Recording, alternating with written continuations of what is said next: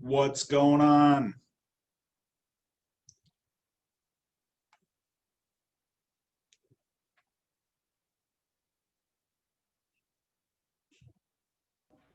Hello.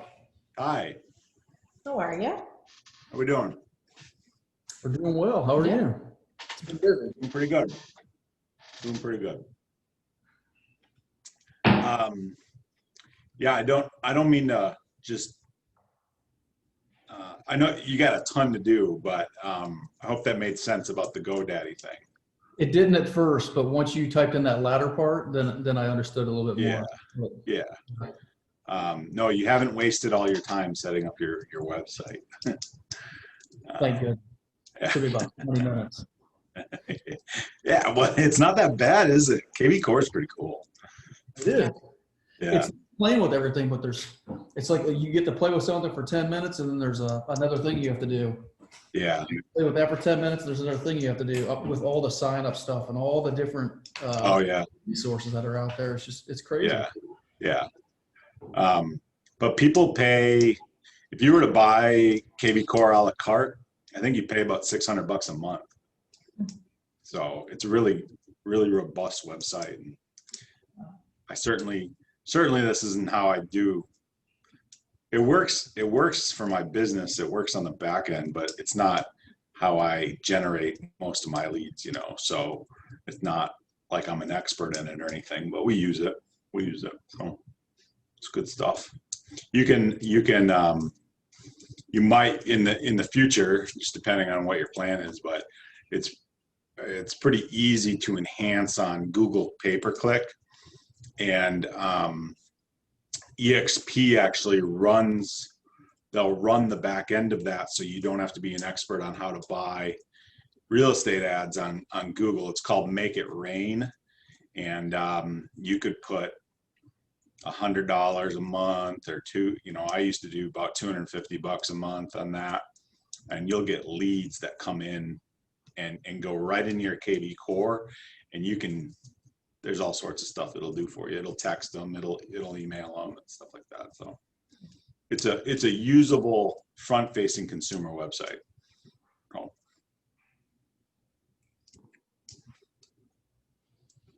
Yeah. Interesting. Well, what's good about us setting up this first one and just putting it out there is we're going to be able to see what kind of reach we're going to get just on our Facebook platform with all of our friends. So that's a good start.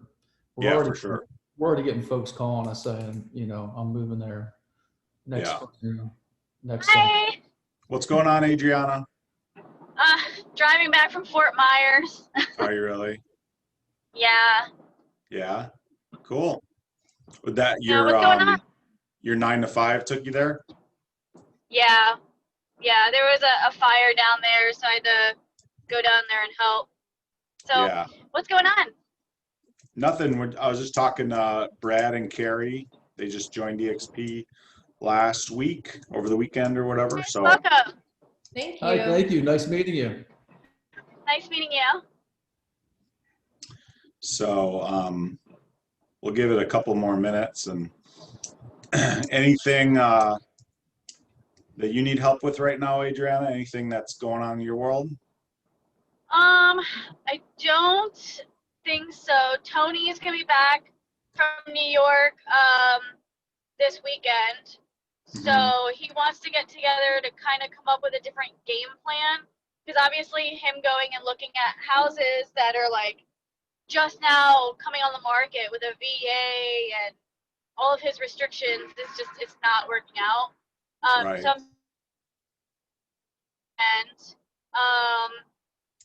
Ellie, she's still kind of looking around. My neighbor, I told you about them last week. Right. So apparently he had a foreclosure about 3 years ago. So he has to wait that out until he could be approved for another FHA loan. But what they're looking for is like over 500, and FHA loan limit is like 332, I believe. Yeah. But then if they were to go to conventional, he'd have to wait 7 years before he can apply for another loan. So they're kind of stuck a little bit. So I don't really, because they're like, well, we could.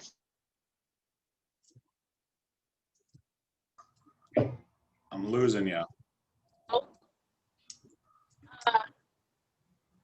You're losing me. Yeah. Can you hear me? Yes. Can you hear now me? I can. Now I can. Okay. So it sounds like, yeah, it sounds like financing. Did you end up showing them the house? I did not. Because I texted them and I was like, listen, because I was going back and forth with Gary, and Gary's like, it's just not there right now for them.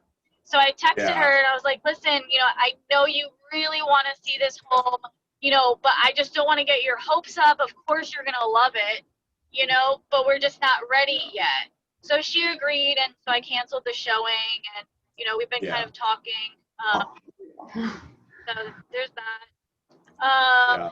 And so I was like, maybe we need to really hone in on what you're looking for and what your timeline is. Maybe we need to look for something a little cheaper. Like once you guys are, able to do FHA, maybe we can look for something a little bit smaller. But it stinks because they're gonna have 12 kids. So 12 kids. Yeah. That's lots of kids. Yeah. yeah, Yeah. they have 7 adopted kids already, and they're adopting 5 more. Yeah. Cool. So Hey, Adriana, that's are you awesome, on? but looking for Yeah. a house. And what? Are you on video or are you on audio only? I'm on video and Okay. You're anyway, your phone keeps freezing up. So Laura, welcome. Laura, this is your first call as well. Yep. We've got Brad and Carrie. This is their first call. They're new into the mentorship program. Guys. Brad and Carrie. And Hi. Alicia, how you doing? How you doing, Alicia? Hey, how are you guys? Doing well, doing well. Alicia, you've been in this program for just a few weeks, right? Yeah. I think a month now. About a month. Okay. Yeah. Cool. Just real quick, like I said, we're growing. I definitely want to get use our time pretty wisely for these calls and stuff like that. I am available outside of this time, of course. And but just real quick around the room, Alicia, is there anything that you're working on right now that would help the group or that I could help you with? Currently I have my closing tomorrow, my very first closing for the condo. I do. For the listing, right? The listing, yeah. So I'm going to give a little bit of background to the group. It's a great success story. You had gotten licensed. You joined EXP right away, right? You weren't with another brokerage? No, yeah, EXP was my first brokerage, yep. And somebody that you used to work with reached out to you and said, my parents need to sell a condo in Pinellas County. Does that sound about right? Yeah, within not even a week of me kind of posting on Instagram. We're like Instagram friends and cool. Yeah. And you got that sold in 3 days, right? Yeah, well, I got everything signed. It took me a while to put it up on the MLS, just a learning curve. But technically, once it was on the MLS, it wasn't even on for 10 hours. And I had someone call me. That's awesome. That's awesome. And you co-broked it though, right? Say that again? You co-broked it with another agent, right? Yes. Yeah. Another Yeah. agent. Mhm. Cool. Cool. Well, that's awesome. And what's great about that one too is like it's a friend. They knew you were brand new. You didn't have to do a huge song and dance to get the listing. Right. Is that right? And Yeah. there wasn't like this huge timeline like we got to have everything done perfectly in 24 hours, right? So you could kind of we could follow up and make sure documents were signed and things were correct and get them in there, right? Right. Well, and maybe this is a question or maybe kind of like an insight into just EXP, because last we spoke, Doug, I was having a problem getting my things reviewed through like SkySlope. Mhm. And I kind of reached out. Once I reached out, it took them a while to like re-review it. And once they re-reviewed it, there were things I had to get back. But at that point, it was like last week that they finally got back to me. Mhm. So then I only had a week to get those things signed, which was fine. But the agent that I'm working with does like a transaction desk. So I wasn't even contacting with the agent. I was contacting with someone else that does all the paperwork. Yeah, And then transaction coordinator. yeah, transaction coordinator. And they happen to be on vacation. So honestly, yesterday I kind of got everything I needed to get. So it was kind of crunch time. And then today we've been playing phone tag because there was something wrong with the condo rider that the buyer didn't check off one of the boxes that we're trying to get. Right. So with this being my little listing, I'm a little bit nervous. Everything else is in there. In the condo rider, we have the original one signed, and up there, there's just like one small box that wasn't checked that we just Right. need everyone to initial. So I just want to put it in context. So no matter what happens with your file tomorrow, Right. the buyer and the seller are going to close on this property, right? So Yes. it's not going to affect if closing can happen because this is EXP's file. Hi, Melissa. Right. And so the only thing, do you have a disbursement agreement or a DA? Yeah, they sent me that. So you have that. Okay. Yeah. So so as far as, it sounds like you're fine. They're not going to hold you up. A DA allows you to get paid by the title company or the attorney that's closing the file, instead of them cutting one check to EXP and then EXP paying you. You get a DA and they'll cut separate checks to the agent and to the brokerage. Okay. So you have all that stuff, but the way that EXP reviews the files, if it's a listing, yours went really quick, right? So if it's a listing, once you make the listing, they review those things and they'll tell you what they need. A lot of times your buyer, so that's just a listing, right? That means I have an active listing. Once you have something that's going to close, about a week out is about right. So they're not reviewing files right now that are closing in mid-November. They're not doing it. They're going to review contract files that are about a week away from closing.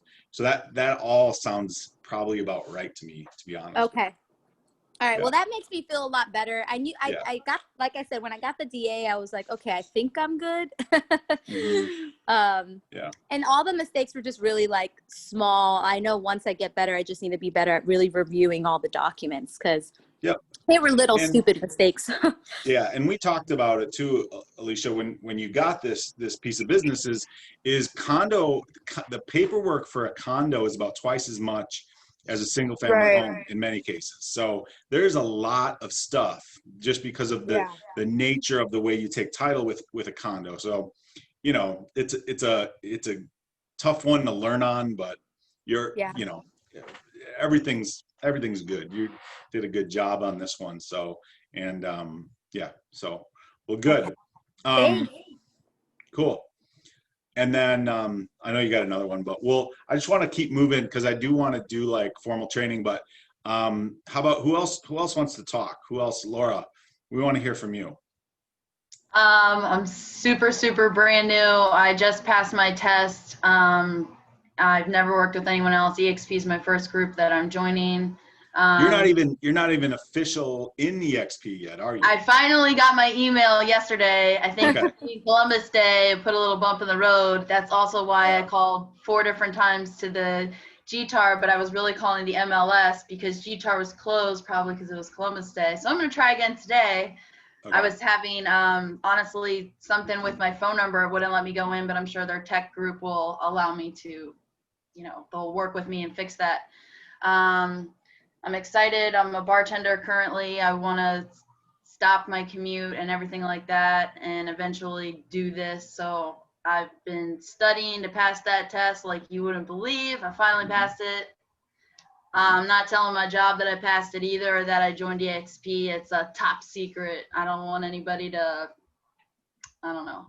So I'm totally brand new. I'm willing to learn, up for suggestions on how to at first balance a job with starting to do this. So you were giving me some good ideas yesterday, Doug. So that's cool.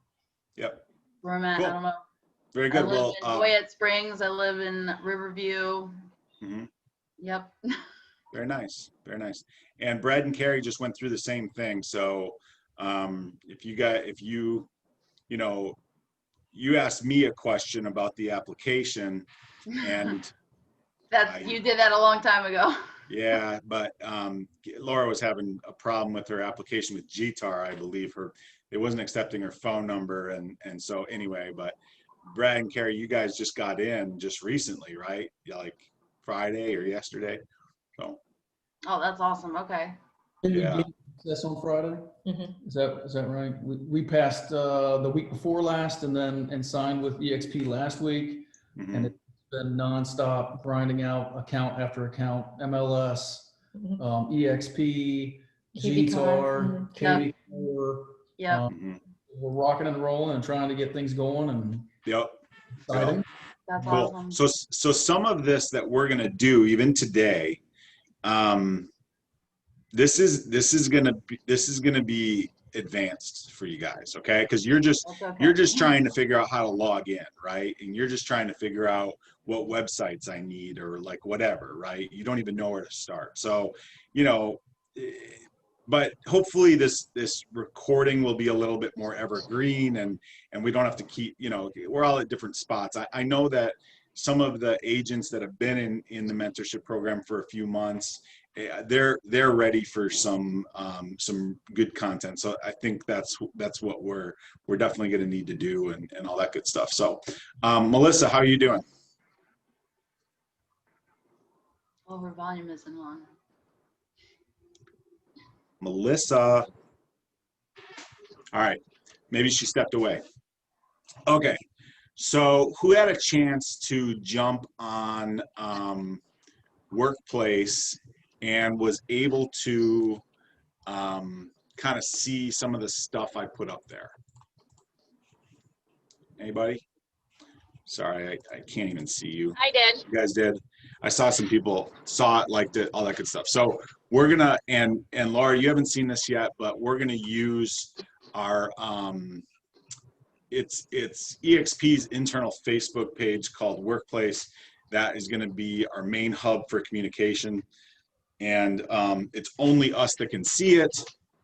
I get people all the time that just run into this site and they want to join it, but it's private, so it's only people in the mentorship program, in this mentorship program. So what the discussion we had last week was, hey, we feel a little bit unprepared for going on a listing appointment, and so this is a huge, it's a huge part of your job, right? Is securing listing business. And listing business, I go on and on about how this is really, it can be a catalyst for the rest of your business, right? If you get listings, you can put a sign in the yard, you can market that business, you can get buyer sign calls that allows you to have relationships with other agents. You can be sitting at home next to your pool while other agents are showing your listing on the weekends. You could actively do open houses. So there's a lot of things. And if it were, when I started in real estate, I really did focus on listings. And just so you know, by focusing on listings, I still ended up about 50-50 with listing to buyer business.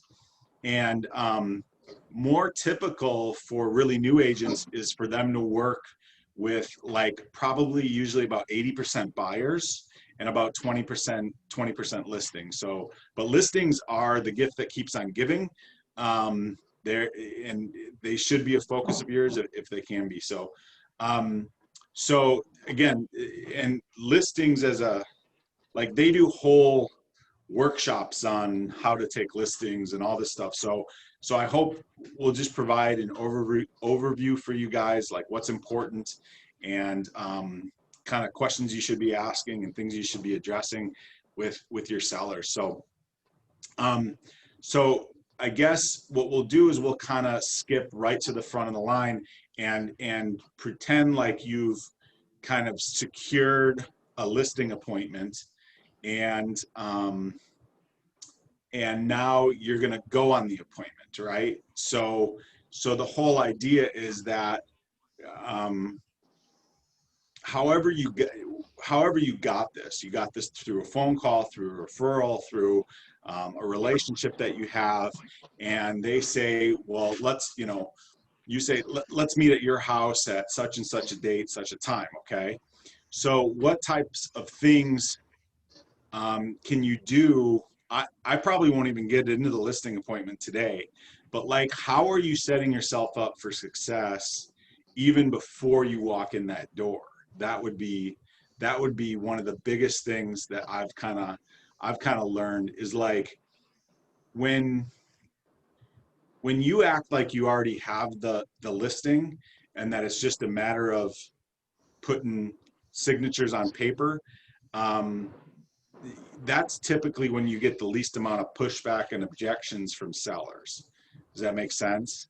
So I put a few things into Workplace, and one thing that we have been doing is we send this seller guide.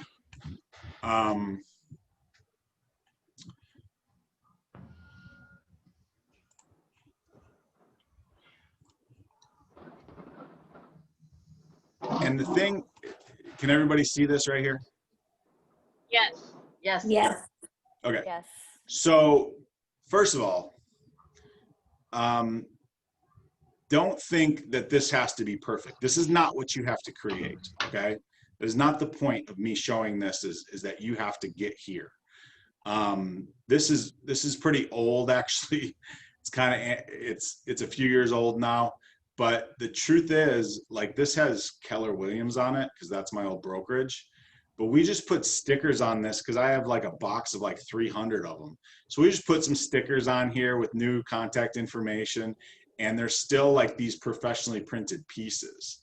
So this is just an example, but get something in their hands. Like if you have a confirmed appointment, like get something in their hands ahead of the appointment that sets the tone for how you do business and kind of what to expect.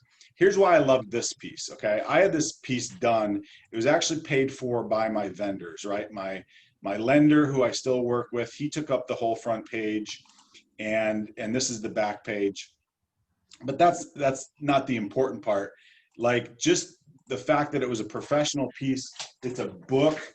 Sorry, I'm gonna get up for a second.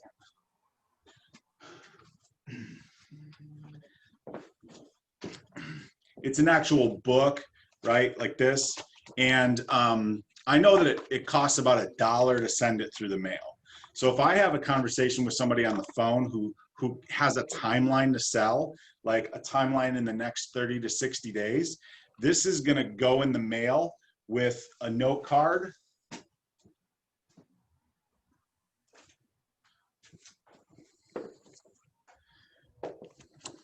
A note card in this, and a business card. My business card is a magnet, okay? So this all goes in the mail, and this goes to their door, okay? Now, they should receive that. Sometimes they'll receive it well ahead of the appointment, But if they receive it, say the day before, when I go on the appointment, this is why I love this material. Okay, it's got a bunch of stuff in here, and if you read my workplace post, there's all these different things. Services we provide our sellers, strategies for a smooth real estate transaction, preparing your home for sale. There's a ton of content in here, right? So one of the things I ask them, as soon as I get to the house, I say, did you receive the material that I sent you through the mail? And they say, yeah, thanks. I got it right here. Appreciate that. And I say, did you get a chance to review it? And they say, oh, yeah, we read it. Yeah, of course, or whatever. They say, oh, not yet. Like, it doesn't really matter. And so there's just a ton of stuff here, right? And so, and then you say, did you have any questions about what you saw in my book? And then they said, no, there's no questions. We're just doing the. So what have I done is we provided them a lot of content. Some of it's good. Some of it's just like, okay, I didn't write most of this. This was kind of pre-printed for me. Okay. And then I'm asking questions to see if they did their homework, to see if they have any objections up front, but I know that they didn't read it. They didn't read it. Who reads it, right? And so kind of what you're doing is you're kind of all these things that we think sellers are going to ask, or that they feel like they need to ask. Like, say they want to ask about how many websites we're on, or how do you guys, whatever questions we think they're going to ask. By just putting this in their hands, they think that the answer is probably in here somewhere. And so I get to run the appointment the way I want to, instead of handling objections or questions or whatever. And so it just, do you guys see how putting a piece in their hands, this almost does the listing appointment for you. Does that make sense? This does the listing appointment for you when you put a nice piece in their hands, and then you walk in and you're on time and you're professional and you've got I'm not saying you don't have to do anything else. You still have to do comps, and you have to walk around their house and tell them how nice it is and all this stuff. Like, you have to do all those things. But as far as like how we market, and I know some of you, it's really natural to be a new agent and think, well, I don't have any experience. I don't have any sales. I don't have any statistics. I don't have all this stuff. Let a piece like this do the heavy lifting for you, because they will not ask you those questions if you set the stage that you're a professional, you have professional marketing, and it's here, right there, okay? And this can be something that you guys just print off, okay? This does not have to be pre-printed, but work on something like that. I put an example of something that is on EXP's marketing website that you guys, it's kind of pre-formatted, and you can put the content in there. So if you were to take something like that and add some stuff to it till you get a few pages, and you put it in an envelope and you have it delivered to their house, it just sets the stage, and it does your appointment for you. This is one of the number one things I'd say. If you're nervous about going on listing appointments, getting in their house before you're actually in their house is one of the best ways to do it. So what else was I going to say? Who has questions or comments about that? I want to hear from you. I have a question, Doug. Yes, you do. Go ahead. Is it wise to email them that material that you were just talking about, versus actually giving it to them in person? Okay, so there's a lot of different ways you can deliver this, right? Mm-hmm. So I feel like people get so much email that once you put something in their hands, that it becomes more tangible. and it becomes like this physical representation of your business, okay? Because you can walk into the appointment and you bring an extra one with you, print out 2, send 1, and you bring the extra one with you, and you say, did you get the materials I sent you this week? And they say, yeah, we got them. Did you get a chance to review them? Oh yeah, we just looked it over. Did you have any questions? And but you can always bring one with you and say, I've got another one. If, oh, I don't know where that went. I think my son checked the mail. I don't know. Oh, did you need another one? Here you go. Right. So I believe in physically like having it with me. Is it bad to email it? I don't think so. But again, this is not delivering my value proposition. It's not speaking for me. It's merely kind of just a marketing piece that precedes me into the door, I guess. So does that make sense? I'm not saying no, you can't email it. I'm saying I would much rather have it mailed than not. Oh, okay. That was Melissa, right? Yes, sir. Okay.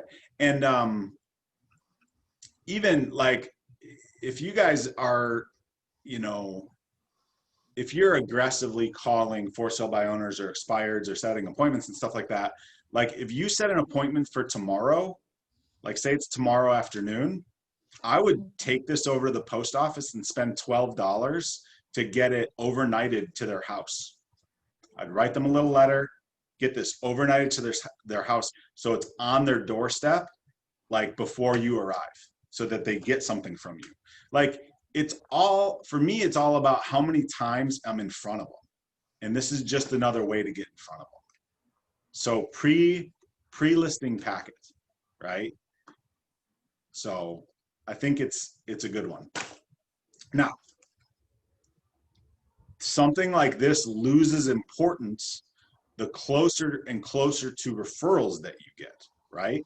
Mm-hmm. So if you don't see yourself going on appointments with people who are strangers necessarily, meaning you're not getting leads from, you know, from online, for sale by owners, expireds, stuff like that.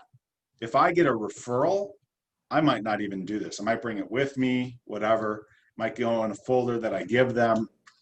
But the more you have to sell yourself as to like do business with me, the more a piece like this is just going to help you. That's kind of what I would say. So some of you might say, well, that's not going to be important in my business right now because right now I'm focused on doing business a different way. So I don't see that. Who else? Anybody else have a question or a comment about a pre-listing packet?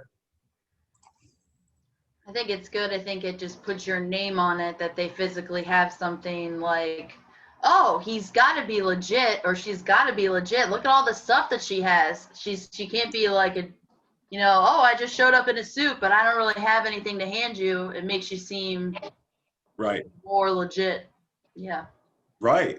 Exactly. Like nothing in this book, and you guys, it's there for you to read to your heart's content if you want. Nothing in here says how long I've been licensed, how many homes I've sold. It does have client reviews. It does have that. That's something I wanted in there. But other than that, it's just kind of this helpful little guide. And you're right. It just kind of sets the stage. Like I got these marketing books. So, and again, it does not have to be this glossy, professionally printed thing. You could make it nice and print off 3 to 5 pages of 8.5 by 11 paper. And it could do something really similar and set the tone for you if it's mailed to the house ahead of time. So cool. Hey, Doug, I was curious, how did you choose your lender, or how do we go about finding one for ourselves? Sure. So I talked to my lender, Todd, today, and what I think we're going to do is we'll probably do one of our meetings exciting news here for the first time in like 6 months. We'll probably get together face to face here, hopefully sometime soon. And that'll be at Todd's office. If you want to use Todd, great. Once you start doing business and you're a realtor on Facebook, like lenders will find you. Like they're not hard to find. Your lenders want you, Carrie, just like you want a seller or a buyer. Like they want to work with you. So they'll do anything and everything to take you out to lunch and all that stuff. So, you know, I'm happy to refer my lender. Do they have to be Florida based or no? They have to be licensed in Florida, but there are a lot of people that I end up working with, like, you know, Quicken Loans. Obviously, I think they're out of Cleveland or something. But so yeah, they don't have to be. And you might have somebody that is out of state. So totally up to you who you work with. As long as they're supporting you, taking phone calls, writing pre-qual letters on the weekends, taking your phone call. You know, in this business, we get a lot of questions about financing. And similar to like what Adriana was kind of talking about at the beginning of the call, like she kind of dodged a bullet, like because she asked her client to get pre-qual before, you know, pre-approved before she went and showed an appointment, a house, which isn't the worst thing in the world. You know, it was one house, it was local, all that stuff. She could have gone on the appointment, but it's better to just, like she did, get your lender to speak with them. Because I don't know. I never, even if I think I know something, the only thing I want to do is get them with my lender. That's all. It's such a huge step. And once you get a lender that, like, you guys are paired together, they're going to talk you up. They're going to tell the buyer, oh, you're so lucky that you found Doug, and him and Jenna do a great job. We work with them a lot, and we're all a team together. We're going to stay in close communication, and they might have a house to sell and then they want to buy a house. Isn't it great that all of us are going to work together, and Doug will get me all the documents I need for your home sale so that you can buy your next house. Like it can really help you out. And Todd, just to talk up Todd a little bit, is like I send him leads like from time to time of people that I don't even know. They come through online, or like I talk to them, and the first thing they need to do is just find out if they can buy, right? So he texted me earlier this week, and he said somebody named Yanni is getting ready to do a pre-approval, and I'm like, who's Yanni? Like, I had no idea, but he keeps them attached to me. And I had to go back through my text messages, and sure enough, it said, Yanni's internet lead that I just had a conversation with, please reach out to them. That was probably from like 6 months ago or something. So, so yeah, you know, whomever you find, you know, and there's lots of different people and different things, but you got to have somebody that's going to take your phone call, that you have a good relationship with, that it's a two-way street, you know, especially once you start doing more business. How are they supporting you just as much as you're supporting them, right? So that answer your question? Yes, thank you very much. Yeah. So, all right. Well, and so yeah, I had my lender sponsor that.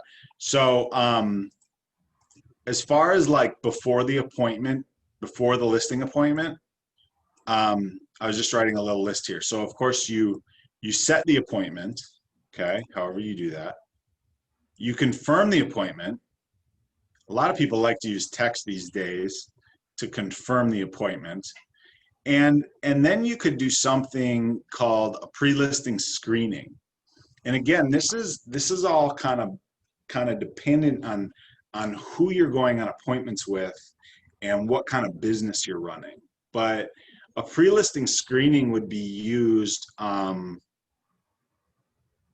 like prior to going on for sale by owner or an expired appointment.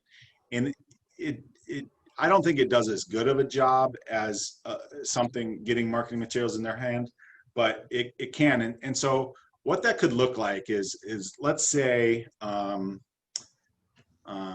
let's say I'm gonna go on as many expired appointments as I can. Okay.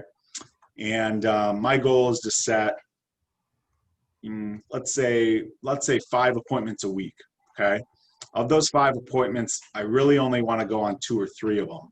And I expect to take 1 listing off of those 5 appointments. Okay. That's like pretty good conversion, right? So that means I'm actually looking to cancel maybe 2 to 3 appointments a week.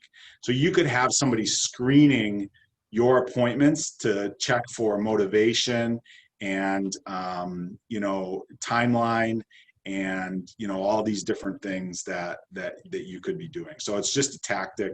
I don't want to get into it too much, but I've done it before where me and another realtor had an agreement that I would screen his appointments and he would screen mine. And I would just call them. I'd say, hey, this is Doug. I'm from Jerry's office. I'm just confirming your appointment tomorrow with Jerry. I just had a few questions for you ahead of the appointment. Do you have a few minutes? Yes. Okay, fantastic. I understand that you were on the market for 6 months and you came off the market. Can you tell me why, you know, why you think your home expired? Fantastic. That's great. And then they're going to ask a question. You say, that's fine. Jerry's going to talk about that first thing. I'm going to make a note right now and make sure that he gets back to you about how he's going to market your home differently. Does Jerry use professional photos? I'm going to make a note and just make sure that Jerry addresses that for you tomorrow. Okay. And then where are you guys moving to? And tell me, you know, all the kind of pre-screening questions. And if it feels like a great, you know, are you interviewing any other realtors? Great. When are those appointments? Are they before ours or after ours? Great. Now Jerry's going to bring a contract with him that would actually put you in agreement with eXp Realty. If you feel comfortable with what Jerry says in the appointment, are you willing to sign that contract? Fantastic. Is your spouse going to be there? That's a hugely important question if you're looking to go in and get a listing signed. I do not want to do a listing appointment without the spouse. I do not. No, no, never. The thing is, there's always 2 decision makers. There's almost always 2 decision makers.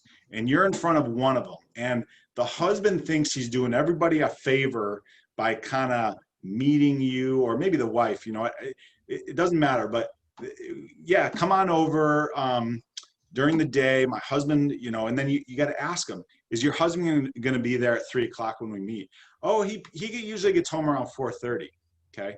So now the wife thinks, I'll just tell him what I think. Okay. Now, can the wife really convey to the husband all of the intricacies of how you handle, how we're going to price your property and why I'm not going to cut my commission and how I'm different from other agents? Can she, even with her best intention, if she loves you, can she really convey that to the husband? No, she cannot. She cannot. So it's so important. I would rather cancel the appointment and reschedule than to have to do it twice. Okay. And I've done it. You know, I've walked out of the appointment saying, you know, I really thought your wife was going to be here because I didn't ask the question. Have her call me. You know, I know it's hard to convey everything that we just talked about. So have her call me. And because the husband will always say, all right, I'll have to talk to my wife and get back to you. Okay. Now they don't have to talk to their wife if everybody's sitting right there. Okay. So those are all kind of these important kind of screening questions that you just want to make sure. And it depends on, again, what kind of business you're running and what your standard is. But like, you know, you want to make sure you're going on appointments, right? I want to go on appointments, not just showings, not just, you know, because for sale by owners will invite you over to their house because they want realtors to see their house and they're bored and all that stuff. So you can get those appointments, but are they really appointments? Send the pre-listing packet and then bring a folder with marketing materials. So in the folder, I asked my wife to send me what's in ours, but her computer's not working really well, and she's trying to teach first grade and all that good stuff. But we do, when you join EXP, you get those EXP folders, I think. So we use those, and then we have like a seller's disclosure. So does everybody know what a seller's property disclosure is? I'm going to make notes as well. So a seller's property disclosure is, it's a form, it's exactly that. It's filled out by the seller that says, it asks questions about the house that are relevant to, that need to be disclosed to the buyer, okay? And of all the things that I feel comfortable using DigiSign or DocuSign or Dotloop or whatever you want to use, doesn't matter to me. But of all the things that we use those digital platforms for, the one thing I really want the seller to fill out by hand using ink is their seller's property disclosure, okay? So I actually bring a copy of that. We have a few things that my wife, she went on EXP's marketing thing, and it has the sales cycle, and it's so easy to just brand. It already puts your picture and stuff in there. You just got to make sure everything's right, and so it's just like one more thing you can put in front of them that shows, kind of sets expectations and how we do things and all that stuff. And a lot of times, just depending on how the appointment goes, we don't even get to all of it, but we do leave it if they want to review it and stuff. And one of the other things that you might want to do is you might want to make them a seller net sheet, okay? And I put a link. I'm gonna stop for 1 second. Does anybody have any questions about set the appointment, confirm the appointment, pre-listing screening, send pre-listing packet, and bring a folder with marketing materials, comps, all that stuff?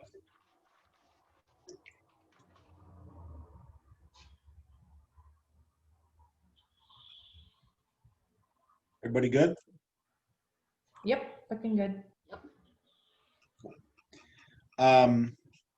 So one of the biggest things that sellers want to know, of course, is how much money they're going to get, right?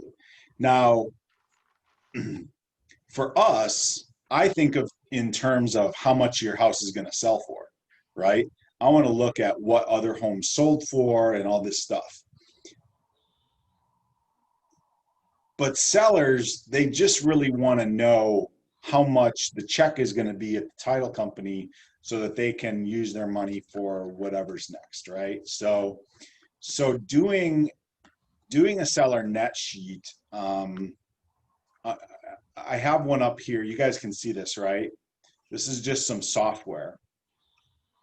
And almost any title company that you work with is going to provide some kind of seller net sheet. And I could even Google seller net sheet.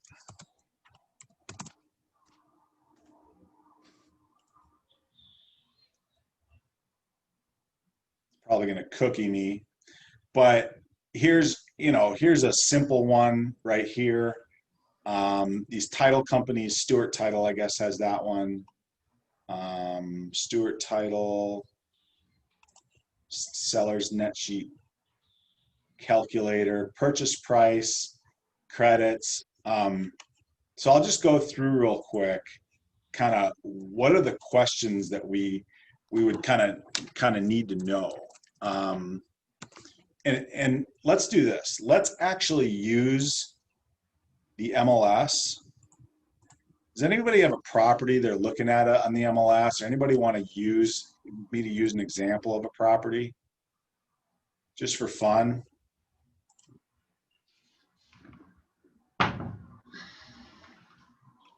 That's all right. I got an address for fun. My friend wanted me to show her that it's 4206 Durant. Ooh, I know this house. Oh, Yeah, wait. they're like it. Oh, wait. Did this get sold? I don't know. She asked me a couple days ago, but I didn't even have my email address, so I was like, I'm not there yet, girl. 4206. All right, give me. Oh, it did. What? No, it didn't. Oh, no, this it is didn't. this is from 2012. Oh. So they split this lot up. Just a second. Just real quick. Okay, I'm gonna help you out right here. Okay.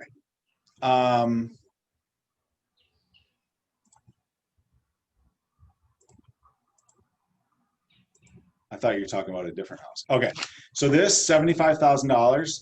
So what they've done, Laura, is there's an old house from like 1905 across from Mulrennan Middle School, and what they've done is they're not selling the whole house. Okay, they're just selling just this portion of this lot right here. That's Oh. $75,000. This they is the thought house it was the whole built in the thing. 1900s.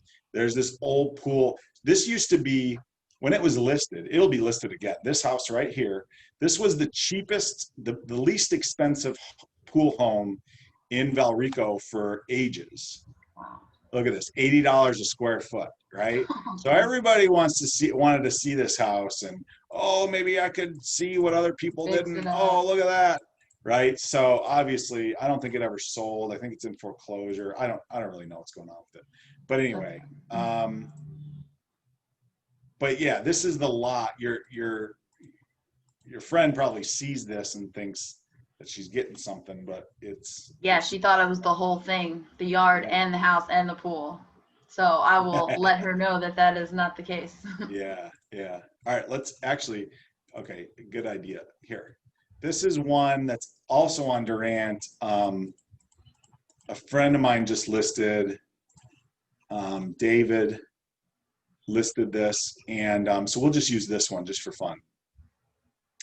4 days on market, $315,000, $138 a square foot, 2,200 square feet, 2.5. All right, Durant's a little bit busy, but it's kind of a cool non-HOA, non-CDD property. It needs a little bit of updating in the heart of El Rico. Okay, so here's what I would do. Like say this is my appointment. Okay, so I could do a seller net for them, and I would pull their names right here. Charles D. Talley. Pull his name off of here.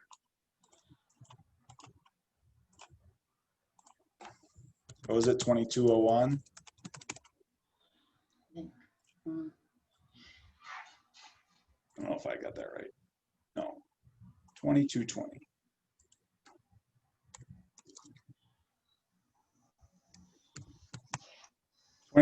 Durant, okay? So here's you don't have to make all these decisions. This looks like a ton of stuff, but it's not that bad. But if you just go through it, the sales price. So let's say he's got it at 315. So let's just use 310. Okay.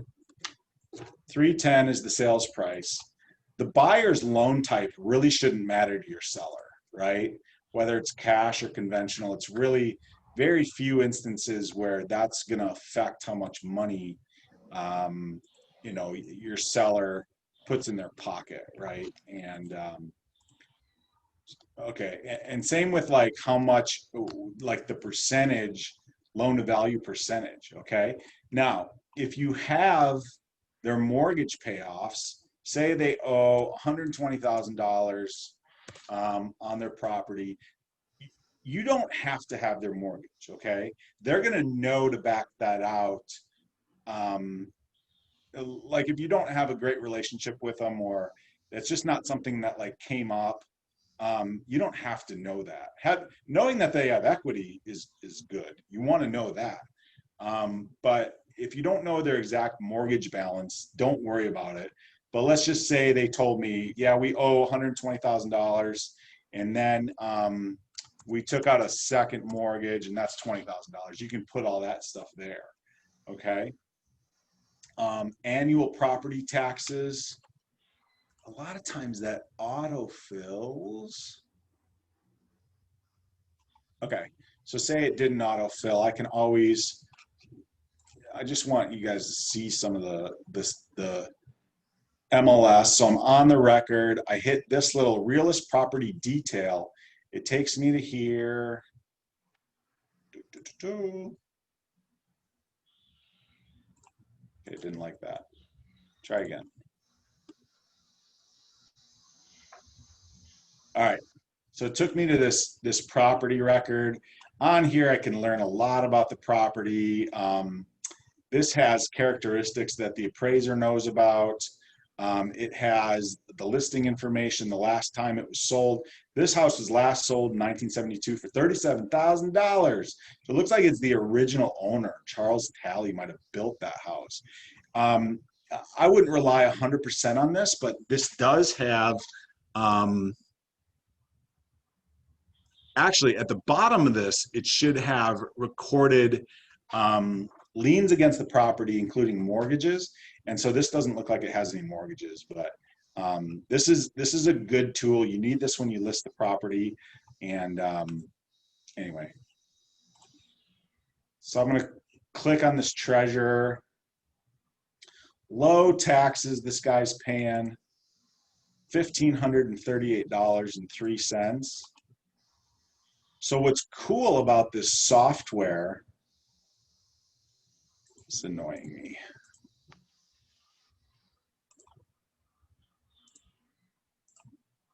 What's cool about this software is I'm going to estimate, because I'm going over today for my appointment. Today's October 13th. And I'm going to tell them, you know, we'll definitely have you moved by the first week of December. Okay. So then, and then I'm going to put in the property taxes straight from here. It looks like they even broke them down, ad valorem and non-ad valorem. So 1280.53.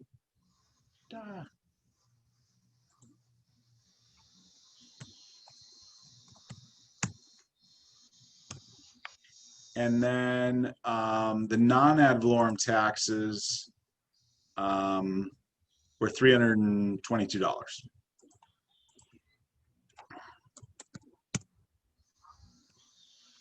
All right.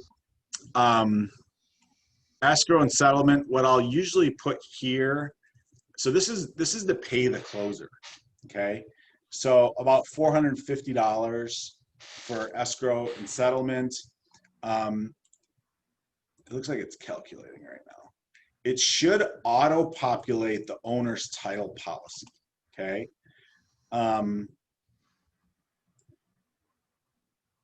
It is typical, if you're selling in Hillsborough County, that the seller pays for the owner's title policy, okay?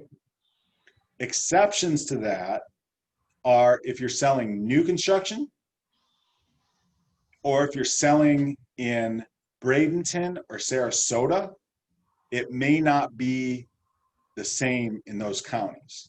But in Hillsborough County, it's typical that the owner pays for the owner's title policy, okay? And that is percentage of the sales price. I don't know why this thing is not, it's just running, but that's not something I usually have to calculate. I'll go down here. They have some other charges that they kind of auto-populate in here. $125 for a municipal lien search, $175 for a title search. And then almost always, now this property is not in a subdivision, but you're almost always going to put an estoppel, like an estoppel paid for by the seller of like, I usually do like $350, even though I don't know what the estoppel is right now, but anyway, that's more, it's typical. They'll like try to estimate that estoppel. Okay. This is not wanting to update right now, so that's cool. Let me see if I can save it.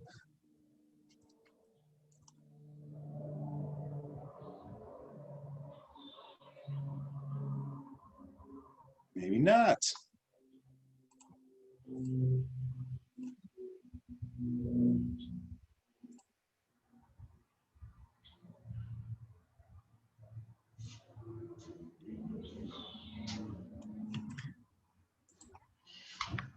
Did anybody have any questions about what I was filling out or why it's important? You saw that it was reducing the amount of money that the seller was bringing to closing, right? All right, so this is cool. It's probably Hey Doug, I had a quick question. yes. And I'm sorry if you've already mentioned this, but is this tool free or is this something that we have to pay for? Yep. Oh, okay. And on my, and again, you guys can use all your same vendors. If you know, go form your own, own relationships. And or I am more than happy to invite Michelle onto one of our calls, and she can kind of get you guys set up. The reason I went and Googled one, because you could do the same thing with this. Okay. So I don't want you to think that you have to have the software to do a seller net sheet. But if you want something that like this one, like saves all my old ones and stuff like that. So if I need to change it, let's just look at one of these. This is easier. All right. So here's one I did. I estimated 270 conventional. I had a payoff of 150. They probably told me that. Taxes. So what this is going to do is based on when you change this closing date, right? It's going to estimate how much in taxes they're going to get credited in proration, right? Because they're not going to own the home for the whole year. Now, so this really changes based on if you close in December versus if you change in January, or if you close in January. Okay, so anyway, so the seller has to credit the buyer in some instances, and the buyer has to credit the seller if the taxes have already been paid. And then also, like, say you end up doing it for 5%, you can sit here and this auto kind of recalculates the commission, those kinds of things, so I'm trying to think of what other things might, let's see, seller paid closing costs. Where could I put those in?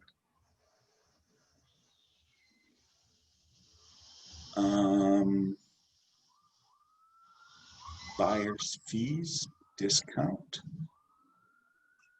I guess I put it in as a second mortgage if it doesn't have a spot. So you can see, they say, well, I'd be willing to cover their closing costs, but only if I get full price. Okay, what's that look like? And you might want to make this an exercise that you do in your listing appointment, okay? And talk about different scenarios of what's possible, and they say, well, I understand that you told me my house is worth 260, but I really want to list it for 275. And, there's all different ways to handle that, but you might want to kind of punch in the numbers if you don't know them in your appointment, if you have a tablet or something like that, and then you can always email it to them. So, so this gets you to an estimated seller's net sheet. Net, okay. If you haven't prepared this, one thing, like people, and I haven't,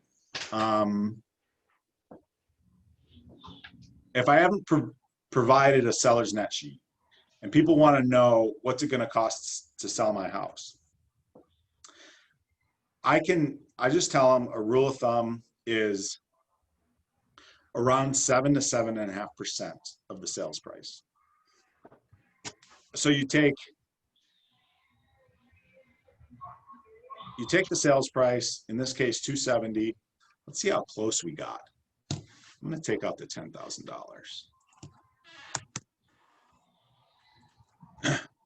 times 0.925, which would represent 7.5%, right? Equals 249,750. Subtract their 150. I'm at 99,750. So I'm low. I'm about $3,000 low if I use just a 7.5%. So this was 5%. Ooh, dang. Okay, that surprises me. All right, I'm going to bring this back to 3%, 6% commission total. And now I'm at 99,512. There, that's better.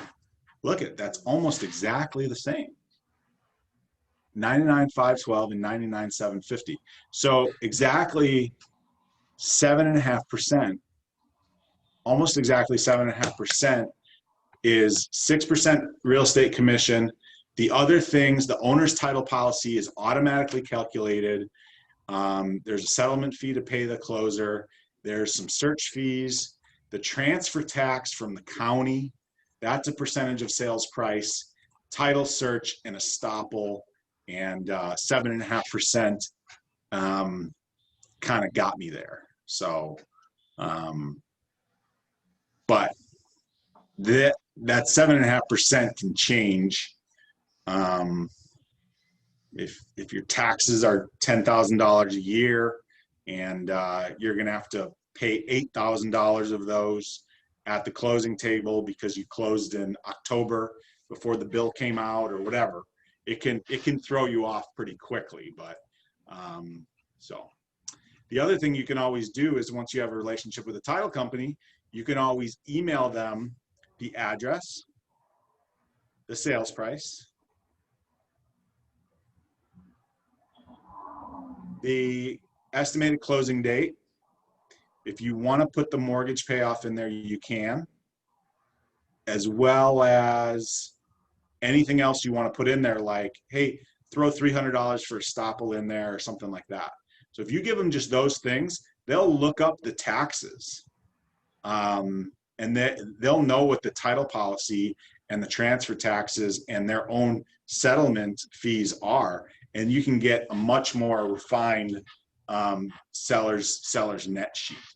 Okay, so there's 3 different ways you can provide a seller's net sheet, right? You can have the title company do it. You can use your own software and do it and give them a printout. And the third way is you can take about 7.5% of the estimated sales price and get to a number that way, and always put a disclaimer on it that says, hey, you know, this is just me doing it off my head, but this is my experience. Good? Yep. Taking it all in. Cool. So, Adriana, oh, you are still there, Adriana? Oh, you are. Okay, cool. Did we lose anybody? We lost Melissa. I have a chat, Melissa. Had to step out. All right. I don't always have to end like right on time.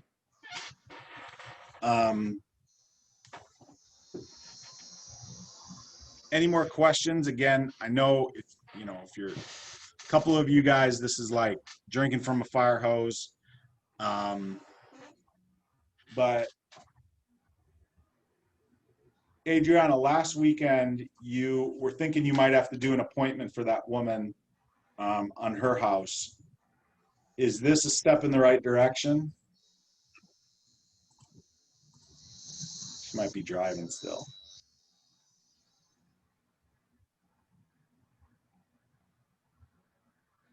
I'm That's gonna. okay. Go ahead, Laura. Okay, I'm gonna try to make the next appointment, but again, just bear with me. I'm just trying to tread lightly with the job, but I'm gonna try to work that out. So if I miss the like long term, I'm gonna get here. I want to be Yeah. here. Cool. I have a Toshiba laptop. That's my husband's. Is there any need to go get like a laptop right now or a certain one I should get? Just keep going with this. Cool. Just don't get a Google Chromebook because Okay. it will not run EXP World. Don't do that one. That's software. that's good to know. So what if I got like a Mac long term? That could be okay. Cool. Mac, iOS, and PC. Yeah, everything works for that. But Okay. EXP World will not work on Chromebook. Okay. Good So, call. Just in case I went to the store and somebody talked me into that. Yeah. Yeah. I'm gonna try to get professional photos too. My mom's gonna take a picture of me in the backyard so I can have like updated normal photo for now. But okay, Yeah. so it's I get 1,000 free business cards. Would you recommend that I at least put a nice photo of myself on there as opposed to no photo until I can get to the photo shoot situation money wise? Okay, good idea. Just so I have my face on there. Yeah, I would have. I mean, that's what we did forever, is just have somebody take our picture. Yeah. Okay. So yeah. That's fine. Yeah, the cost of everything Don't is do a like, selfie. yeah. I don't want collect pictures. horrible headshot real estate cards, and I've got a stack of them. So I don't want to put you in there, Laura. That's a group that you want to stay out of right now. Is don't go in that Don't group. do it. My Mike- picture when I passed my test, I was actually blinking like this. Oh no. And when I went back in and I said, "Can I get another picture taken?" And they're like, "Oh, that's just for identification purposes. We're not going to use that." And I'm like, "Okay, because it's the worst one ever. Thanks." The other thing that's super popular right now is people doing these cartoons of themselves, and I know there's like this automatic software and stuff that'll do it and stuff like that. Oh, that I was gonna say that that picture that was at the front of that marketing piece that I had up, that was my sister-in-law took that of us. So we weren't doing professional headshots for probably my first 4 years in the business, and then recently I guess we have, so not a big deal. Cool. But yeah, so a few things, and this is I'm glad you brought this up. So, and I told this to Brad and Carrie. They were working on their Karen? Carrie? Carrie. Because it only says his name on there. Okay. Yep. Got you. So your headshot, yes. Your phone number, you have a phone number that you like and that you're going to keep, right? Yep. Okay. And you have your email that you're going to use. Yep. The EXP email. It can be whatever email you want. Okay. Okay. Mm-hmm.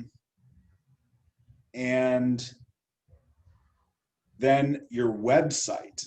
Okay. So Brad and Carrie were messing around with KV Core, trying to get their website set up. It's pretty simple. Okay. And the default website says bradley.lambus@exprealty.com or something like that, right? So that's not a super user-friendly website. So even if your website is not set up, before you order your business cards, go to GoDaddy and buy Laura McCoy Realty, McCoy Sells Tampa. Buy a domain name that you like that represents your business. And again, even if your website's not active, just to order your cards, get that domain name, buy it. It's like $12 a year, I think. And then put that on your business card. And then you can, I don't think there's anything else. You don't have to have your address on your cards. I wouldn't recommend it. Yes, put your picture on your card. I don't think there's anything else you would need. Okay. That makes sense? Yeah, and the domain name can literally be anything. It doesn't have to be like EXP or whatever. It does not. There are certain things it can't be. Okay. I don't think it can have the word realtor in it. Now you just Okay. went through real estate school, so you should Yeah. know this, right? Yep. Like so some of that stuff, like you can't say Yeah. Laura the realtor because Right. that's protected or whatever. But I don't know if we can say realty. I'm not really sure. Real estate. I'll figure it out. It can say real estate. I don't think it can say realtor. I think that's the only thing. But yeah. Okay. But it can be anything, and then you're using what's called masking to put that over the top of your whatever ugly URL name, and so that it's easy to type in. It's better on signs. It's better on business cards. It's better on all marketing. It's easier to remember. So, yep. Sweet. Sweet. All right. There's 2 questions I want to ask you guys, and I know you're not all going to have answers right now, but if we could just take a few more minutes. These are the 2 questions I want you to think about, and this is what I think is going to get you into business the quickest, right? I want you to start thinking about, where is my database? And how am I adding to it? How am I feeding it? I'm going to say feeding it. Those would be my questions. And there's no right answer to where is my database. Unless, well, there's a wrong answer. But where is your database? How are you feeding it? How are you keeping track of people? Okay? How are you staying in touch with people? I know everybody here, we're worried about doing our first deal, then our second deal, and our third. But if you make these 2 things your priority from day 1, in year 2 and in year 3 and in year 4, you're going to have a fantastic business that keeps growing, and where you're just not going to be nervous about where your next closing is coming from. So, Alicia, are you there? Hey, I am. You're driving? Yeah. But I'm listening. All right. Do you want me to answer those questions? Yeah. Or that's kind of like. No, I want to know, because Okay. I put Adriana and Melissa on the spot last week, and then Laura and Brad and Carrie are both pretty new. But I do kind of want to hear from you, and I'm not, but do you have a database? So I haven't like set up like a official database, whereas in like I'm calling like my inner circle, writing names, phone numbers, and kind of where they're at. That is the plan, though, to do that before November, hopefully.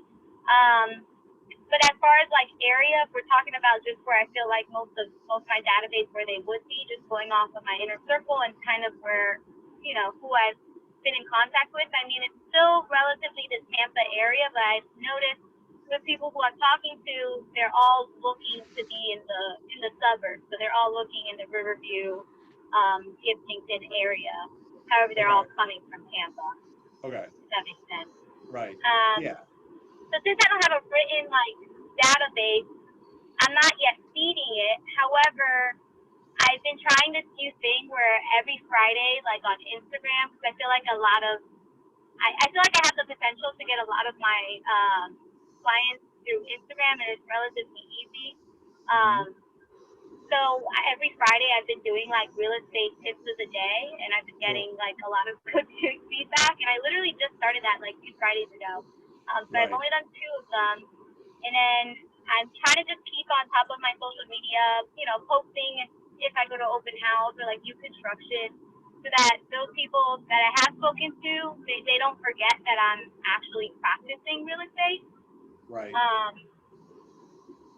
So that's it. I do want to get to the point where, I have like a whole actual database of people's names and where they're at. This way I can keep in touch with sending them holiday cards or even text messages and things like that. But that is the goal before the end of November. Okay, cool. It doesn't have to be a perfect answer right now. Okay, Okay.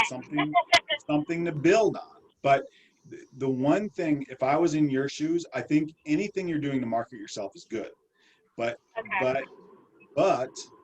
and this, I don't want to diminish your efforts, but right now your database only works for you if they reach out to you. Is that correct? Yes. So if you had to have a closing in 2 months, and you said, I'm gonna give up my weekend instead of going to the beach, I'm gonna work for 6 hours on Saturday and 6 hours on Sunday, you can only do social media for so long. But in contrast, if you had a database, you could text, you could call, you could write handwritten notes. Hey, I was just thinking of you. Hey, I saw your son had a birthday. Here's a birthday card, whatever. Like you could actually reach out to your database, if you were trying to hit a goal, right?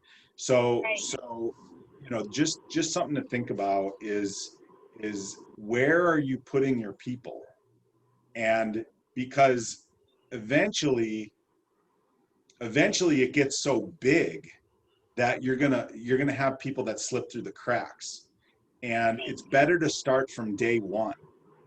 And what I mean is, like, just an Excel spreadsheet. That's it. Just an Excel spreadsheet.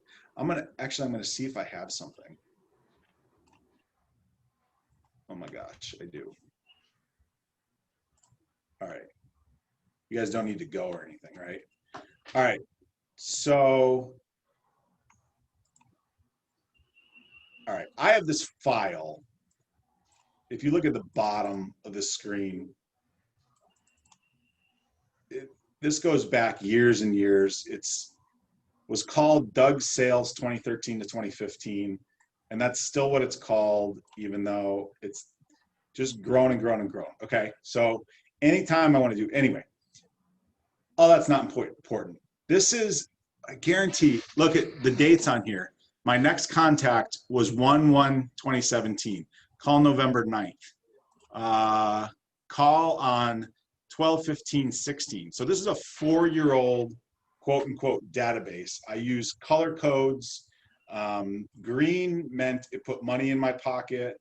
Mike or red meant that they decided not to use me as their realtor. And yellow was either under contract or they were actively kind of pursuing. So I use colors. And so I still use this method, even though I have other databases that I use. So this is what I'm saying is start building something like this. Here's what it is now, and it's not even more impressive. All right, this is my 2020 sales. So anytime I think that a person could end up like me going under contract with them, whether it's a listing or a buyer, I put them on the spreadsheet so that at the end of the day, I just don't want to forget about them, if that makes sense. And so green is closed. Red is they sold or bought with somebody else, or they didn't buy or sell, like stop contacting them. It's just this visualization for me, and I don't have phone numbers or anything on here. Most of these are just in my phone and stuff like that. But this database, at least it keeps it in front of me. But this is kind of, I call this the next 20, right? So for me, I want to know, where are my next 20 deals coming from, right? Where are my next 20 deals coming from? Buyers, sellers, whatever. And so if I think that a person has a potential to be one of my next 20, they go on the sheet, okay? And it's a decent little conversion. I'm trying to think, I have another one, but like, I'll give you another example. I have this system. It's called Mojo, And I'm like, I'm addicted to Mojo. I love Mojo. Now I want to show you just a few things. If I can get there. Date entered. Appointments, status change.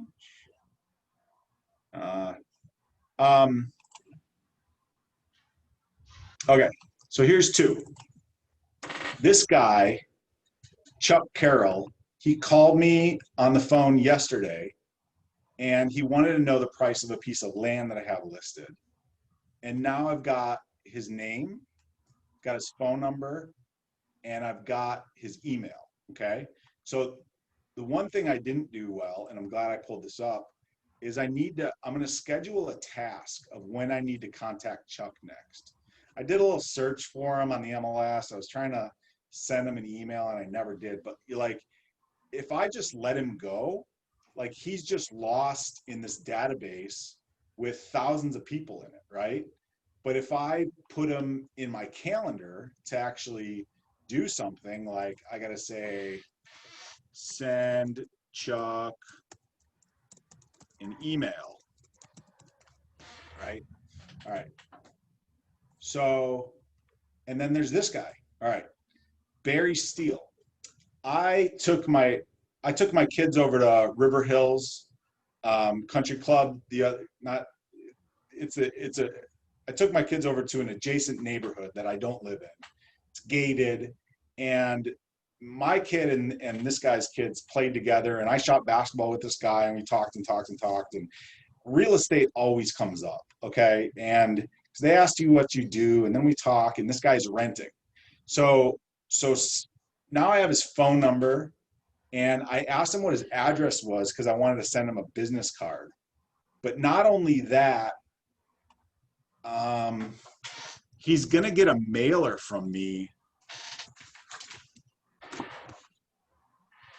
once a month, okay? He's gonna get something like this. This is what we send out once a month, okay? And it just auto sends. So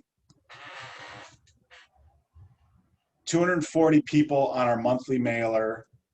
So now Barry Steele, the chances of me selling him real estate in the next year or two have greatly increased, not just because we shot basketball one day and I have his text message, but now he's gonna get a card from me once a month until he either moves or he buys or sells with either me or somebody else. And then I'll keep mailing to him after he buys a house with me.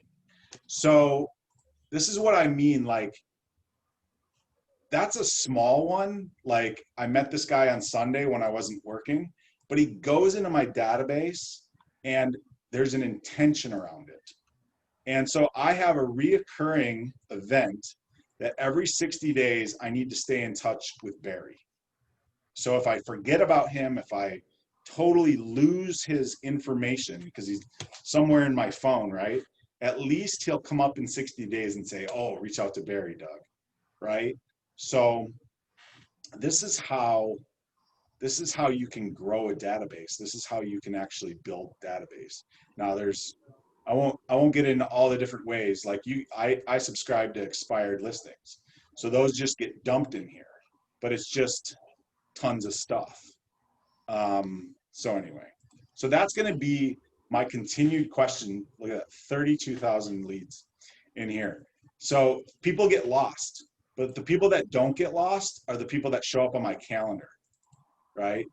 Shannon Harper wants to find a house for her in-laws. I have a recurring every 10 days to do an MLS search for her, and so she doesn't get lost, right? Tomorrow is the 14th. I've got those 3 tasks and this phone call to make to this guy named John Hinson, okay? So I'm gonna keep asking this question because I think this is really the one thing that in 12 months from now, you're gonna thank me the most. I dropped my phone. You're gonna thank me the most if you are this intentional with growing your database from day one.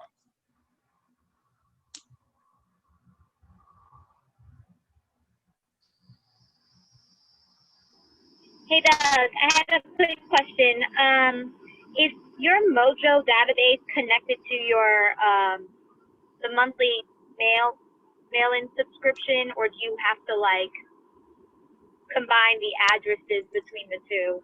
I physically move all these over here. Okay. I physically move them all over here. Okay. Now, the other thing that, okay. Look at the databases. 32,000. Is that manageable for just me? 32,000. But wait, of those 32,000, I've singled out 240 that I'm willing to spend $1 a month sending them a postcard. Okay. Now, of those 240, I have the top 20, I call it my next 20, who knows, the top whatever that make it onto this spreadsheet, because I have this up every single day because this is my sales and my investment, whatever. It's just, I like to play with Excel spreadsheets. So this stays in front of me on a daily basis. Mojo makes sure I don't lose them. I look at my calendar. And this sensations database, this is not linked to Mojo and it's not linked to the MLS.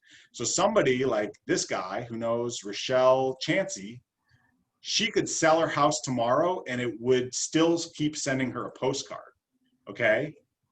So once or twice a year, I need to print this database out and I need to cross-reference it to the MLS and to Mojo and to update it. And it just recalls, and if I haven't reached out to them, and it's a nice exercise that I do. So anyway, so does that make sense? Lots and lots of data pared down into smaller and smaller pieces of people that you have relationships with so that you can sell 20 houses a year, 30 houses a year, 100 houses a year, however many you want to sell, right? But it's intentional. So from day one, I'm not saying you should have to go get Mojo, but at least fall in love with Excel and do something like this that I did. Hot properties list. Buyer next 20. Seller next 20. 2019. Buyer next 20. 2019. I swear this is probably 2018 and 2017. Every time you see a black line. 2017, 2018, 2019. So I just like, this is just something I've done and it keeps them in front of me. And then you just get more advanced and then you go into a bigger system. Hey Doug, sorry, I know I'm hopefully I'm not taking up all the time. No, I want to hear from you guys. I didn't play around with it yet, but have you played around with the EXP database?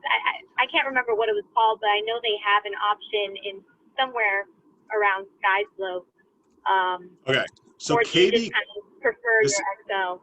For me, KV Core probably does a lot of the same things as Mojo. Like it probably does. It's just not what I'm comfortable with. I don't know why this won't load. Come on.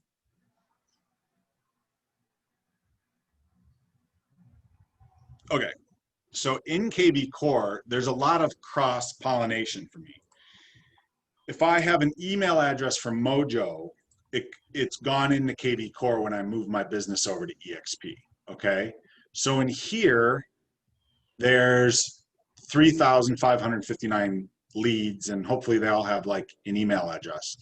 So this is my website. It captures online leads, and then it automatically like sends them stuff. So it runs a validation, new to market. It sends them properties. So I don't really touch this.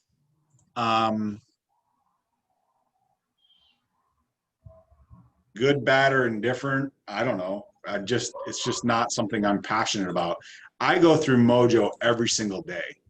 And when I'm super motivated, I pull up, you know, motivated or hungry or whatever you want to say. I'll pull up a list like this that says Riverview data that just has all these old Riverview expireds in it.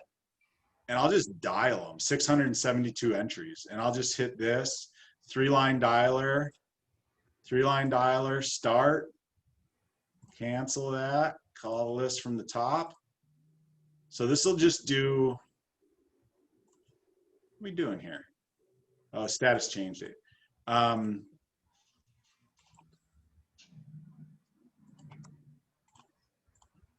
Start power dialer. Okay, restart the whole list.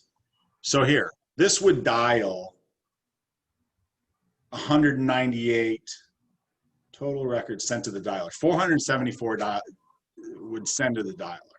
And then I could call through them and I could say, hey, this is Doug, I'm the local realtor.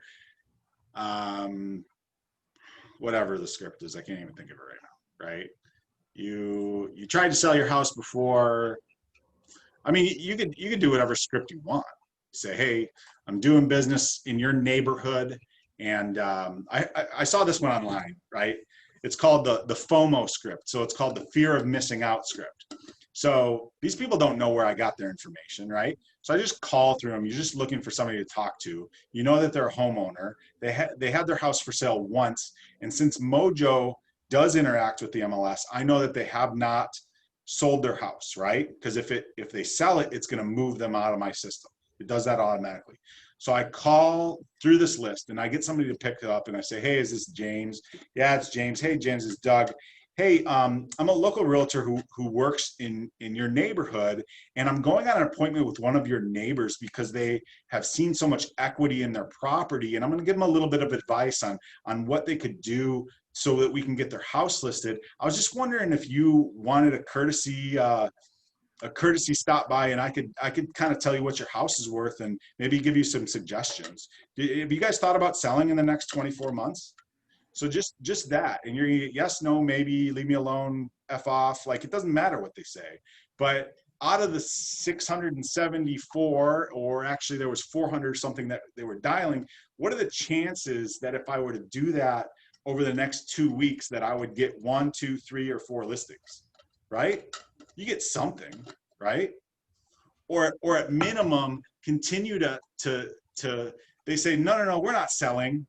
Oh, tell me more about that. We're not selling right now. We're waiting till next year. You're waiting till next year? Fantastic. Tell me more. Where are you guys going to move to? Great. Do you have a realtor? No. Okay, great. Tell me about your last experience. What's exciting about that? What are you guys waiting on? Now I'm going to put them in my sensations database and make sure that once they're ready to interview realtors, that they've seen my face, that they've gotten a handwritten note card from me, that they've gotten a magnet, that, you know, and so I don't have to do a listing appointment because I've already proven myself over the last 8 months, and I just walk in there and we talk about all the important things and we sign paperwork and I go. Now you guys got me going. You're pumping us up. I gotta start getting my reach outs. Where is your database? Where is your database and how are you feeding it? The 2 most important questions. Because everything that we did today about listing appointments, it's not going to matter if you don't have anybody to practice on, anybody to go on an appointment with. Where's your database? How are you feeding it? That's it.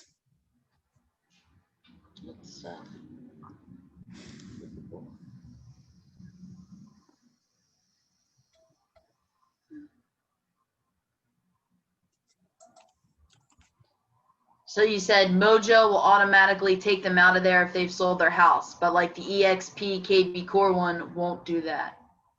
I don't believe it will. Okay. I don't believe it will. The reason Mojo does it, I have what's called an AP. I have so Mojo for me is strictly a database and a dialer, okay? And it's an organizer, okay? I don't buy my leads from Mojo. I buy my leads from another source called Vulcan 7. And Vulcan 7 has something called an API. So every day they dump the leads into Mojo. And when a property goes from expired, like the active properties are in here. So some of these had expired off the market and then got relisted right away. So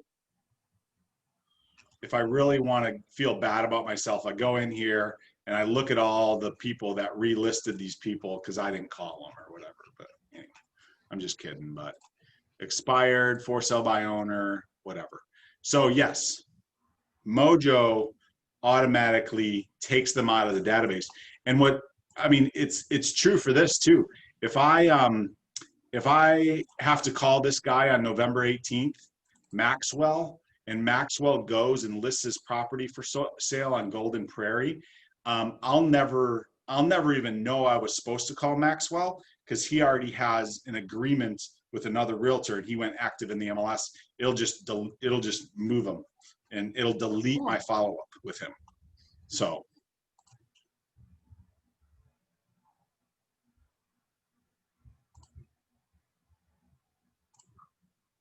That answer your question? Yeah, it's great. Future. 478 entries in the future of people I need to call. Where's your database and how are you feeding it? How are you building it on a daily basis? Are you doing it by going to the gym? Are you holding open houses and putting them in your database? Are you looking up people that you meet on Hillsborough County and finding out if they own a home in Hillsborough, and then mailing to them, sending them a thank you card? You know, we got to be sleuths. And so anyway, good. Great. What else? So do you think that it could be cool if I joined, like,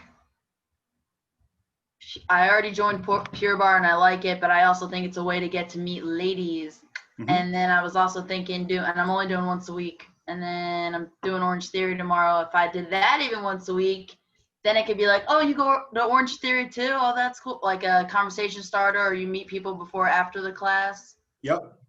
Yeah, absolutely. Anything you do socially can be good contacts. I will say this, that if you do that with the intention of wanting to sell people real estate, I think it's less effective than if you just go and be yourself and then meet people. Okay. Right? So that wouldn't be the answer. No, I'd rather do it to work out, but okay. Like I think about the guy I played basketball with on Sunday. I think 4 years ago, Doug, when I was, whatever, like still trying to get my business off the ground, I think I would have been like, hey, I'm Doug. Do you own a house? Do you live around here? How long have you been there? Oh, great. Like it wouldn't have come across as authentic, but he ended up asking me and we just had conversation. And then it's just, so always lead with trust and who you are and all that stuff. And then real estate will naturally come up. It does all the time. People know, and then you're just there as a resource for them. So Sweet. good stuff. Good stuff. Brad, did you get anything out of today? That much. Notes. So I like to write things down. All right, cool. I did notes Adriana, too. are you with us? I did notes too. All right. Yes, I'm still here. Sorry, All right. I kind of cut out for a little bit because 75, I kind of lost a little bit of connection, but I finally got home. So, All right. no, I think today's meeting was awesome. It's great to have, some new players in the game and, get everyone else's ideas and everything. Doug, thank you so much for going through the listing appointment. That definitely helped out. That was not the listing appointment. That was just like getting to the listing appointment. Right, So right. we're yeah, gonna, getting- this has got to unfold over a couple, I'm gonna keep working on that. And, but yeah, yep, awesome. So I like that we have some direction, but sorry, I Yeah, didn't mean to for cut you sure. off. No, you're good. Cool. It was good. All right. Alicia, you good? I am. Yeah, no, great. I also agree. I love today's meeting. So Cool. thank you so much for taking the time. And yeah, welcome to everyone new on the team. I also just wanted to tell Laura that I also work full time, so I totally get it. So if at any point you need some just moral support, let me know. I think we all Sounds great. work full time on the call, right, Doug? Yes, I believe so. That's Or awesome. I don't know if Brad and Carrie do. I mean, we are working right now, right? Yeah, working Right. on a dream. Working on the dream. Cool. Well, cool. All right. Well, I don't know if you guys want to use Workplace or email or whatever to get in touch with each other. I'm sure you will. Everybody's probably pretty resourceful.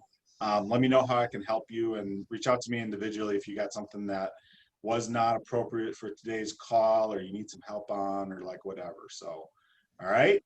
Hey, I did want to ask Alicia how her open house went. Yeah, Alicia, how's your open house?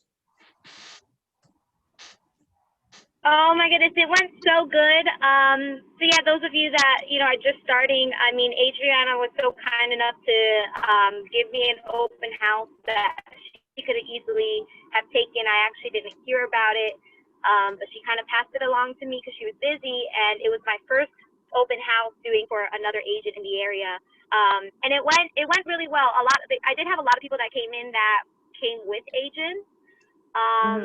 I guess my success story was I had one person come in who kind of said they had an agent, but it didn't seem like they'd been talking to them. And I don't know, I was just being myself, and they were first-time home buyers, and I just did my thing, and I was just giving them advice. And at the end of it, they kind of were like, wow, I learned more from you than I have with my agent. And they took my card and were like, I want to give you a call and talk more about, possibly finding them a home.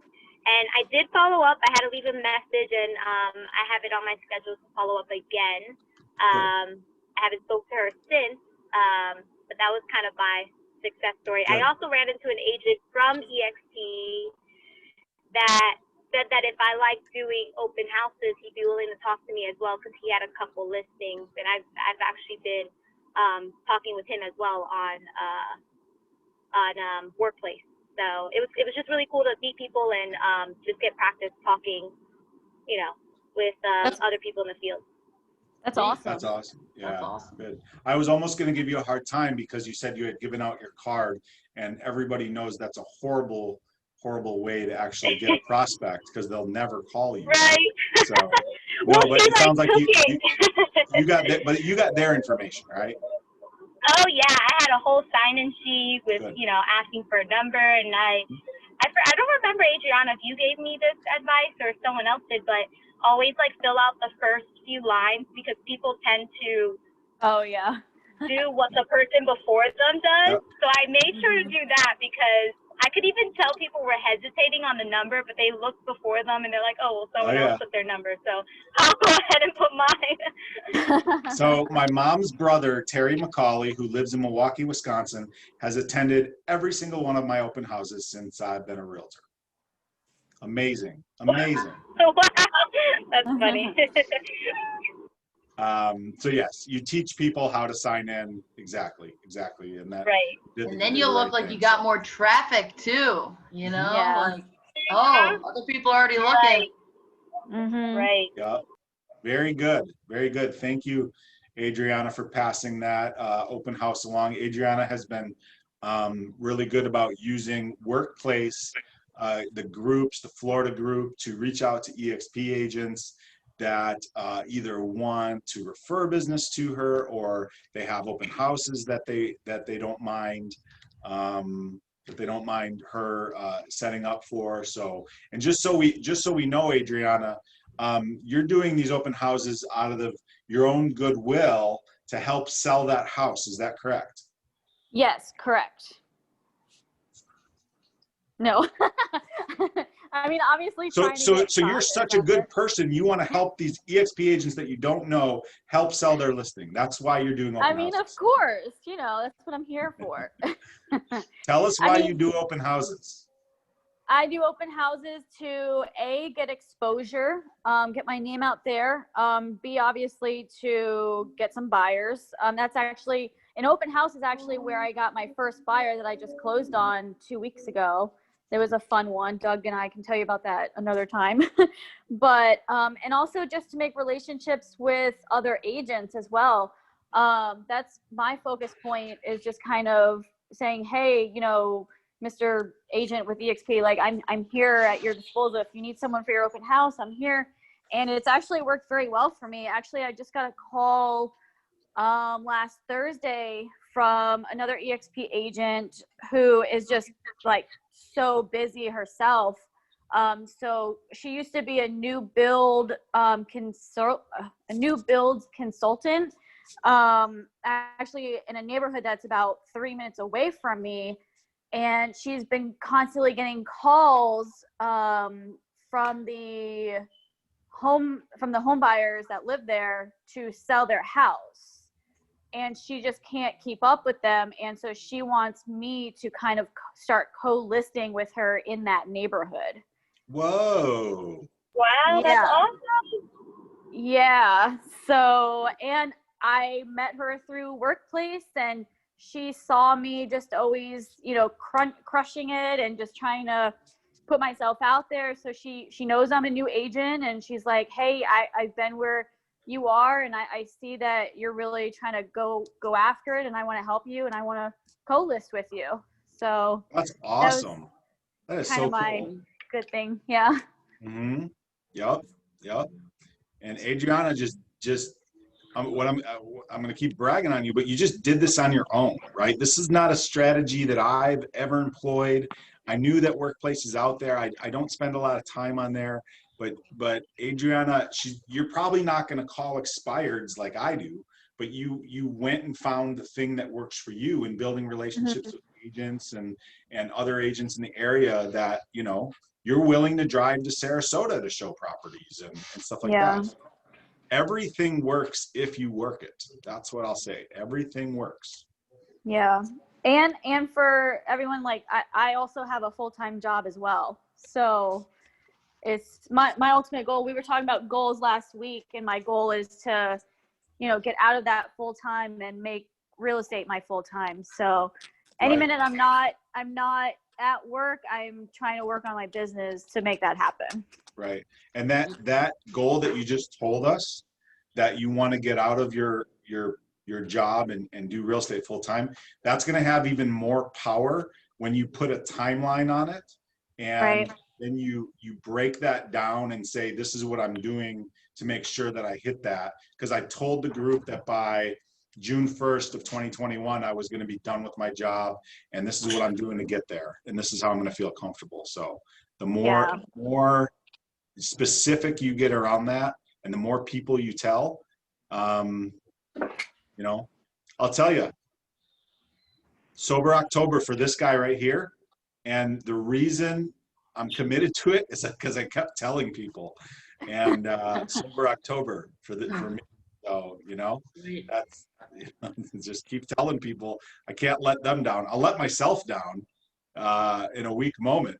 We'll watch the Packer game and throw back a bourbon in a minute. That'd be awesome. But when I tell other people and yeah, so. All right. Awesome call.